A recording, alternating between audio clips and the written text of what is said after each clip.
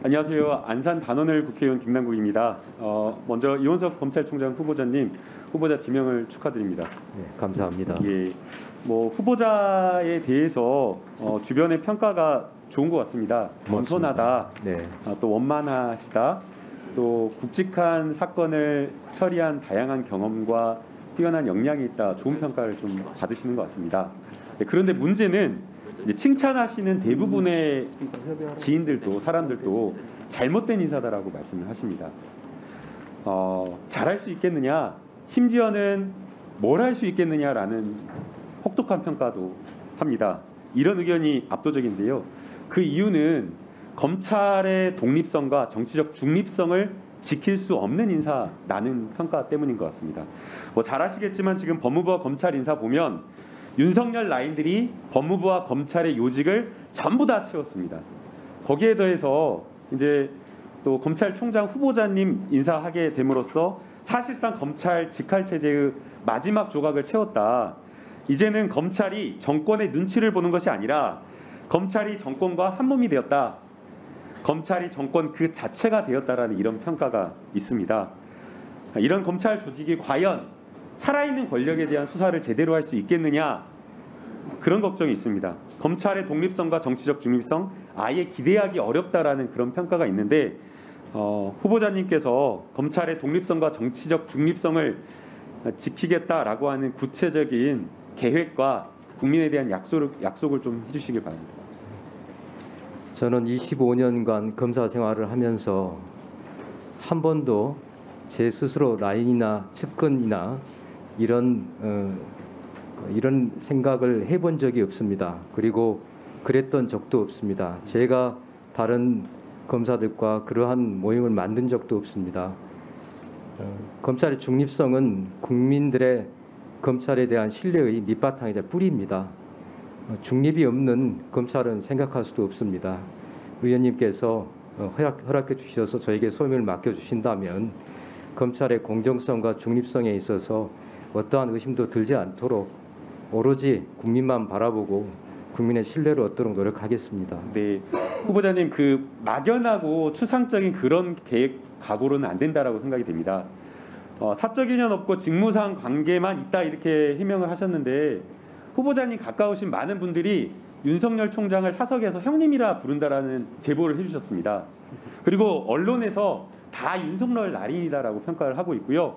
또 이미 지금 후보자님 검찰총장 공석인 상태에서 다 주요 사건에 대한 수사 담당자들을 윤석열 라인으로 쫙 간 상태라서 식물 총장에 그친다 이런 평가를 받고 있다라는 조직 내외 그리고 언론의 평가를, 국민의 평가를 정말 냉정하게 받아들이시고 정치적 중립을 지키기 위한 구체적이고 아주 뚜렷한 확고한 신념을 가지고 계셔야 된다고 생각이 듭니다.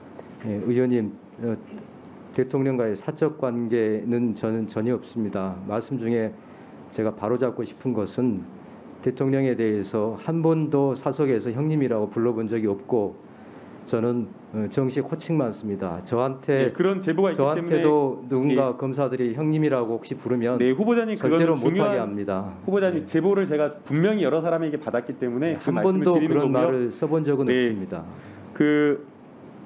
분명한 각오를 좀 소신을 지켜주시길 바라고. 네, 그렇게 하겠습니다. 그럼에도 불구하고 몇 가지 우려가 있어서 좀 지적을 하고자 합니다. 네. 후보자님 과거 수사기밀 유출과 관련되어서 논란이 있으신 거 아시죠? 알고 있습니다. 예. 이 법관 지금 이거 검찰에서 정보를 준 게 법관의 징계와 비위, 감찰 등을 위해서 사법행정에 도움을 주기 위해서라고 이렇게 해명을 하셨는데요. 그런데 그 당시 지금 공소장을 보면 법원행정처에서는 법관의 비리를 은폐하고 축소를 통한 사법부의 부당한 조직 보호를 위해서 검찰의 수사 상황과 방향을 수집한 것이다 라고 이렇게 되어 있습니다. 그래서 후보자님의 해명과 다르고요. 필요한 정보에 한해서 이렇게 제보를 했다라고 이렇게 이야기를 하고 있는데 지금 법원행정처에서도 그렇게 사적으로 전화를 주는 경우는 그때 말고는 없었다라고 법원행정처 처장님이 법사위에 출석하셔서 말씀을 하셨습니다. 그리고 지금 보게 되면 검찰 사건 사무 규칙에서도 수사 개시 통보나 결정 결과 통보서 서식 내용을 보게 되면요. 후보자님처럼 수사의 구체적 내용, 심지어는 수사의 방향이나 계획까지 이렇게 알려주는 거 있을 수가 없는 일이고요. 공통적으로 피고인의 신상과 사건 번호, 범죄 결정 결과, 요지 정도만 통보하도록 되어 있습니다. 그래서 공무상 기밀을 유출했다라고 평가를 하는 게 맞을 것 같습니다. 여기에 대해서 후보자 해명을 좀 듣고 싶습니다. 법관은 헌법에 의해서 신분이 보장됩니다. 검사는 검찰청법에 의해서 신분이 보장됩니다. 우리 헌법은 법관은 탄핵 또는 금고 이상의 형의 선고에 의하지 아니하고는 파면되지 않고 징계 처분에 의하지 않고는 불리한 처우를 받지 않는다고 되어 있습니다. 이런 법관에 대해서 수사해서 해당 법관이 제가 과문한 탓인지 몰라도 25년간 검사 생활 동안에 법관의 직무와 관련해서 징역 7년이 선고된 사례는 한 건도 없었습니다. 저는 오로지 해당된 법관이 그 당시에도 재판을 계속하고 있었기 때문에 재판 직무 배제해야 된다. 두 번째로 징계해야 된다. 인사조치해야 된다. 사무분담을 변경해야 후보자님, 된다 네. 하는 차원에서만 시간이 그에 국한해서 네. 윤리감사관에게 그 목적으로 통보했을 후보자님, 뿐입니다. 법관의 징계나 감찰과 관련된 사항을 통보하더라도 사적인 인연에 의해서 이렇게 통보를 하는 것은 맞지가 않습니다. 사적인 인연이 그리고 없습니다. 그렇다고 하더라도 40여 차례나 압수수색 영장을 청구할 예정이다, 신청할 예정이다라는 것까지 수사 계획까지 밝히는 것은 타당하지가 않은 겁니다. 지금 후보자님께서 전달해준 내용을 보면 수포를 추적한 상세 결과, 참고인의 진술 요지, 심지어는 전화로 영장 청구 예정을 저녁 7시 20분에 통보를 해줬습니다. 그래서 그 다음 날에 이 문제된 B의 판사가 해당 내용을 지득하고 그 참고인에게 허위 진술을 해달라고, 사실상 수사와 관련된 국가의 중대한 수사가 장애를 초래한 겁니다. 이런 것들을 어떻게 공무상 비밀 누설죄가 아니다라고 평가할 수 있겠습니까?